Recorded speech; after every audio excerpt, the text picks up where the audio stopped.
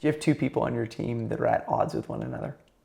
Then you already know how much time and energy this sucks from our days, our nights as well, because oftentimes you can't stop thinking about it when you go to bed. So in this video, let's talk about how to navigate conflict between two people on our team in the workplace, and ideally, how to avoid petty and unnecessary conflicts on our team in the future.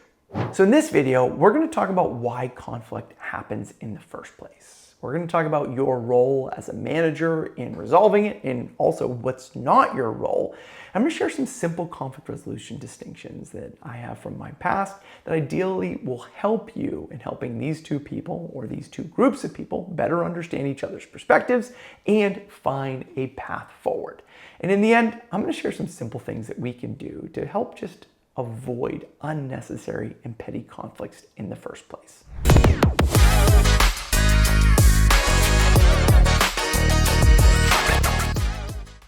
Hi, I'm Chris Littlefield. I've spent the better part of 20 years helping leaders at top companies around the world have the conversations that matter most. And my background is actually in international conflict resolution, doing what's called track 2 diplomacy work. And to explain what that means is that track 1 is government to government. Track 2 is civil society to civil society, because people often think that I walk in the middle of the war and say, everybody stop, it's time to talk. And I've done work running programs between Israelis and Palestinians, people from India, Pakistan, Greek and Turkish Cypriots, and then I did work with senior UN leaders. And now I run some of the toughest dialogues of all between sales and marketing, right? If you've ever worked on any of the teams, you know what I'm talking about. But my job is to help create the space for people to have those tough conversations and to have them constructively. So first, let's understand why conflict happens in the first place. Well, if you are working with other human beings, conflict is inevitable. And conflict and disagreements are actually a good thing. When we can disagree, when we can push back, when we can challenge people, it's actually something that has us do better work. In teams with high levels of psychological safety, this is a critical part. And when we can have those difficult conversations, then it actually propels our performance forward. But when we're not having these tough conversations, when we don't have the relationships, then those miscommunications, those unclear expectations, those misunderstandings that are often start out small, often fester and grow into ongoing conflict or toxic dynamics. So when I come into organizations, I often can tell pretty quickly on teams where each team is at. And I have 3 different scales I have. Teams are either working with each other, where all our time and energy goes to actually doing the work and living our lives outside of work. And when we're at that level, we have the kind of relationship, so when we have disagreements, we just address them and deal with them. Now, at the next level down is when we're working around each other. And this tends to mean that people use their energy just saying, hey, too hard to have this conversation. I'm just going to do the work myself. And then what happens is we do a lot of unnecessary work. And at the bottom level is where we're working against each other. And these are cultures and teams where there's more gossip going on than work. People are spending their time, taking sides and fighting each other and sabotaging each other's work, either intentionally or unintentionally, or most common, subconsciously. But when that goes on, our energy goes to fighting each other. And then the sad part is that tends to come home and it impacts people's personal lives. And when it gets really bad, people tend to leave those cultures. And so what is our role as a manager in navigating these dynamics? So one, think for a second, where's your team at? And I'm guessing, is your whole team at the point where they're not working with each other or working against each other? Or more often than not, it's maybe a couple individuals. So let's talk about what we can do in that case. So what's your role as a leader in resolving conflict? Well, what's not your role is your job is not to be the referee. You're not the one who's supposed to decide who's right and who's wrong. And the other thing that I want to call out, if there has been name calling, if there's been abuse, if there's been harassment, if there's been discrimination, if there's been physical threats, then this is not something that you should be working on. This is something you should bring directly to HR, and it's their job to start addressing it, or to at least get the support or guidance of how to be able to address it, but don't try to do it on your own if that's the case. But more often than not, most conflict are misunderstanding, disagreements, and people just doing petty stuff with one another. Jim rolled his eyes when I was talking the other day, so Jim clearly doesn't respect me, and it's been going on forever. Now, what we want to do when it comes to resolving conflicts is we want to use what I call the 3A model, which is acknowledge, ask perspectives, and talk about follow-up actions. Now, the first thing we want to do is we want to bring the individual parties in for a conversation. So we want to ask if there's two people here, maybe it's Jim and we'll say Sally that are ads with one another, we may want to bring Jim in and say, okay, Jim, I want to have a conversation. And this is where the acknowledge comes in. Hey, I've noticed recently that you and Sally have been at odds at one another. And then you want to quickly say, I'm not pointing fingers, I'm not blaming you, but I want to understand what's going on and I want to find a path forward. And this is where you also want to acknowledge the impact on you, the team, and the organization. And the challenge is that this conflict is starting to weigh on me and starting to weigh on others on the team, so we need to find a path forward. And this brings the person into a slightly different space where they realize that their conflict, which may have been this petty thing or this ongoing thing, is having an impact, and it's time to make a turn in that conflict or time to make a change, whatever you want to call it. Next is we want to ask their perspective. Now, this is where it's really important to understand that what people are always sharing is a perspective. They're sharing a narrative. So when I'm facilitating dialogues, whether it's a cross-border dialogue with a team, what I'm relating to is I've got a group of people in a room with a bunch of different perspectives about what's been going on, why it's been going on, and what they think should happen. And my job is to help people understand each other's perspectives and start to look at what's really going on that's leading to the conflict. So when you invite that individual person into the room, you want to start asking, hey, so what do you see has been going on that's led to the dynamic between you and Sally in this case? Well, you know what? Sally and I used to be really great friends, but a couple months ago, you know what? She just started being cold with me. She stopped talking to me and stopped responding to my emails and not doing anything to be able to support me. And we used to have lunch together, and now we don't talk to one another anymore. Okay? So what is it that you think changed? What do you think is possibly going on? And you may want to ask questions that help the person see the other person's perspective. Is there anything that's been going on for Sally recently? Is there something that may have happened that may have left her feeling like she can't trust you anymore?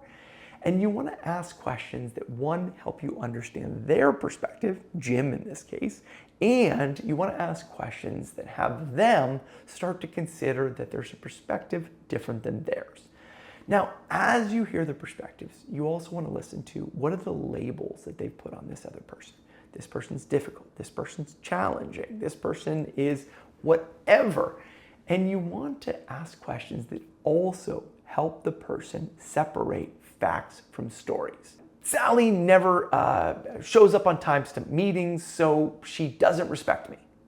So the fact is, Sally didn't show up on time to a meeting. Does she never show up on time to meetings? Well, the last three. Okay, so the facts would be that Sally, and facts, by the way, are all the things that we could observe if we were filming this situation, and we'd all agree they were happening. Sally's been 5 minutes late for the last 3 meetings. Okay, that would be what's going on. Then the story is Sally doesn't respect me. Okay? And so what we want to do is, as we listen to the employee, we want to confirm what we've heard. So your experience is that Sally hasn't been showing up to meetings, that Sally's been late, and you feel that Sally doesn't respect you. What we don't want to do here, oh, tell me more about that. Really? Did that really happen? If we have an emotional reaction to what we say, we're giving them a confirmation that their perspective is actually what's really going on. When what it is a perspective about what's going on. Okay? So then after you've heard both perspectives, then there are a couple things that may happen. If you think the two of them can get into conversation with one another, then do that. Say, hey, you know, I spoke to each one of you, and I want the two of you to be able to set a time aside, maybe before work, after work, go out to a coffee shop and go have a conversation and take time to understand each other's perspectives and to understand what each other need to be able to work through this together. Now, if you don't think that they can have that conversation together, then you may need to set up time to be able to bring them together to be able to facilitate a conversation. Now, if you have an ombudsman or a conflict resolution specialist at work, you may ask that person to come in and do that. You can inform them about what you heard and then ask them to do that. But if not, in most times the case, you may have to facilitate that conversation. Now, what you don't want to do is don't do that in your office. Maybe bring them into a conference room or go out to a coffee shop.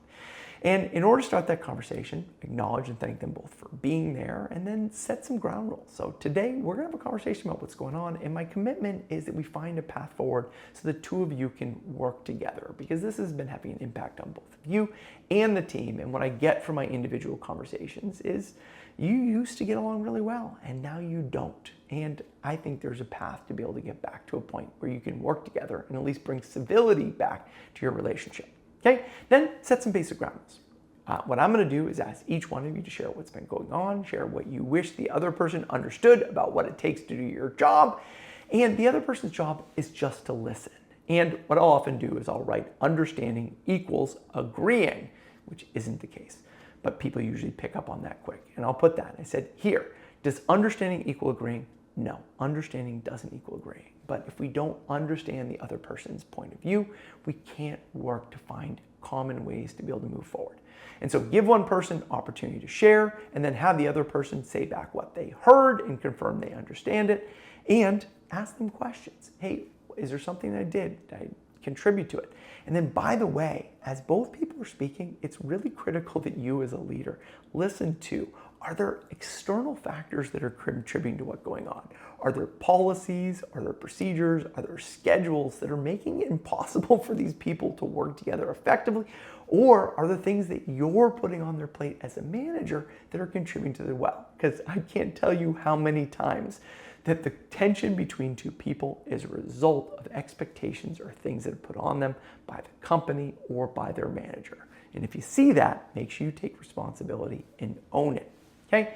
But what tends to happen is it's hard to get people into the conversation, but by the sheer fact of bringing people together, having them face one another and have a conversation, it tends to go through a cycle where people are hesitant to share, then they start opening up, they see the other person is listening and not defending them, or that you're stopping that conversation. At some point, somebody all of a sudden lets down their guard and they share and they open up, and all of a sudden there's some sort of gesture of goodwill, whether it's listening, acknowledging it, saying sorry, and the conflict tends to start working itself out. And if that's the case, thank them for doing that, and then say, hey, I want you to go out and I want the two of you to come up with a plan about how you're going to work together. And if you come up with it, you don't need to share it with me. Truthfully, I don't need to hear it. But what I want is you two to find a path forward, and I just want to see you working more civilly. Now, if you get to the point where they're still at odds with one another, then this is where you're going to bring in HR. Say, hey, we couldn't come to a resolution with this, but either way, what I expect from both of you is to treat each other civility, and I don't want to see you out there gossiping with one another or doing whatever, but you need to decide how you're going to work together and be able to support each other to get your work done.